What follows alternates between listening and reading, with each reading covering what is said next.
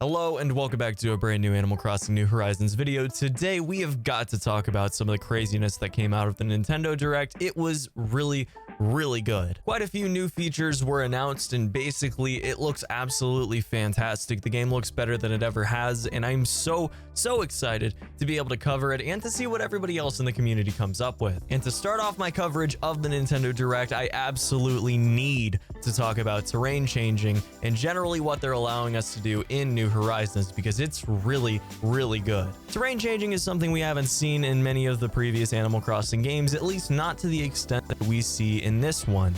The Nintendo Direct from earlier showed off a ton of new features, items, and other awesome things I am absolutely going to make videos and talk about, but we've got about an entire month to do so before release.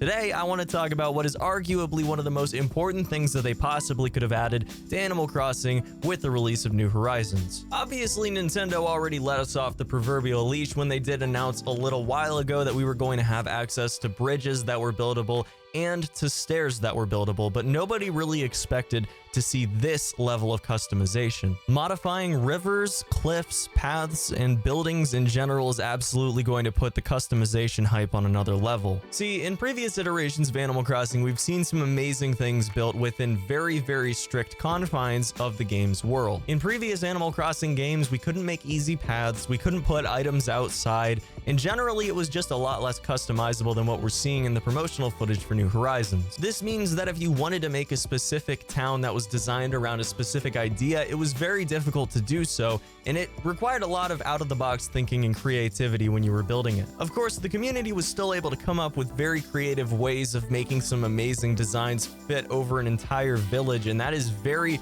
admirable because there were so many design constraints, but in this case, we're just looking at free reigns. We can do pretty much whatever we want. Our limitations as players have been almost completely lifted. If you want to make a lake in the middle of your town and position everything else around it, you definitely can do that. What about creating a bustling city-style area with strict areas for houses, business buildings, and a park? That works too. And with major differences in materials you can use coupled with the pattern customization of tons of items, you can be sure that the possibility to create islands that follow specific time periods in history or even follow a more futuristic route are completely possible. In this case, the possibilities are literally endless, all because Nintendo decided to go the extra mile when giving us creativity and customization features. Again, if you consider the amount of fantastic creations that people in the Animal Crossing community came up with in very strict design limitation games, it's going to be amazing seeing what people come up with when all of those reins are lifted. We are able to fully just go as far as our creativity will let us and make pretty much whatever we want out of our towns or islands, villages, I guess.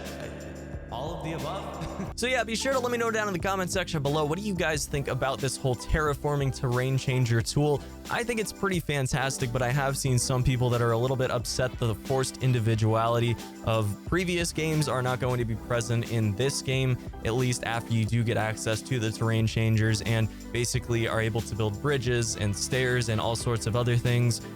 It's basically just making it so people can sort of make similar islands to people that they see online. If they see a design they really like, it's not going to necessarily be out of reach, whereas if you don't have the actual seed or a way of just re-rolling your town, or maybe you already have a town you've put a lot of time into in previous games, you're not going to be able to change your town around that much, especially not as significantly as you can in New Horizons, and that is a thing worth mentioning. You know, the forced individuality of the previous games are not going to be present in New Horizons, and is that a negative?